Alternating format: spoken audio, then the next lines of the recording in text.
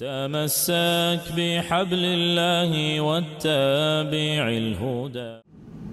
هذا Glauk? Mas i bëvë nisi këtë temë, Ibrahimi a.s. ka vënë një durat e Allah do me ashtu mi dhënë jekinin. Dhe besimtarët kanë që të jekinin, walakin yatma'inna qalbi. Me vazhdojnë me përthimin me çdo jekini për pas bindjen, domethënë tek Allahu për caktime për krejt se po them ndoshta besimtari ka lënë nga ndryshme.